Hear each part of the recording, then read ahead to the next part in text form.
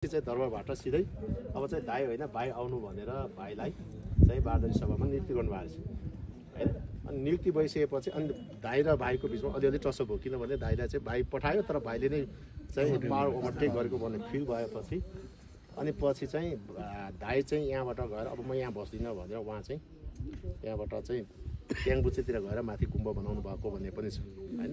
अनि भाइले माथि गुम्बा बनाइसकेपछि अनि भाइले पनि यहाँ गुम्बा बनाएको भन्ने कुराहरू छ। अब त्यो चाहिँ हामीले पनि अलिअलि सुनेको अलिकति आवाजबाट चाहिँ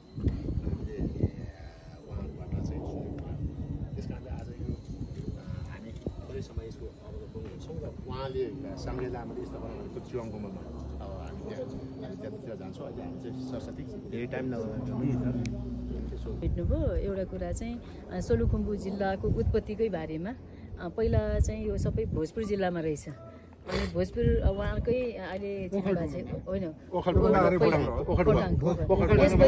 ओखलढुङ्गा अनि उहाँकै नेतृत्वमा चाहिँ भोजपुरबाट ओखलढुङ्गा छुटायो।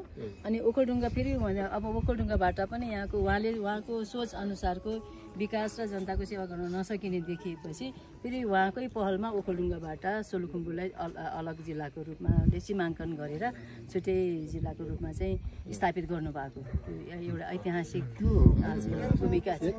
खोटाङ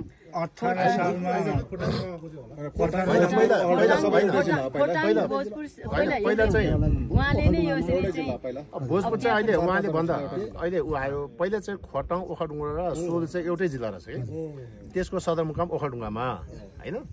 अनि त्यसपछि उहाँको पालामा चाहिँ त्यतिखेर एक किसिमको राज्य पुनर्संरचना त्यतिखेर गर्ने क्रममा अनि उहाँले चाहिँ त्यसपछि खोटाङलाई पनि छुटाउनु भयो।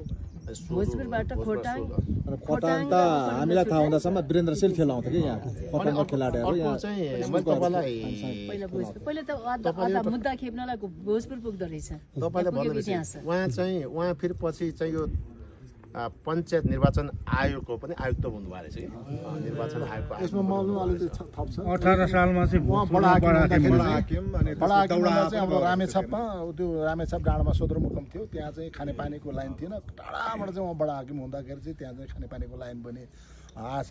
र फेरि मैले चाहिँ कस्तो सङ्गत भयो भने उहाँसँग बाजेको हिसाबले म बाजे नातिको राम्रो मित्रता सम्बन्ध अनि अर्थी दिनुहुन्थ्यो मसँग। उहाँसँग चाहिँ अब यहाँ त भन्नु हुँदैन, अब प्रत्यक्ष मेरो धेरै सङ्गत भएको छ उहाँसँग है।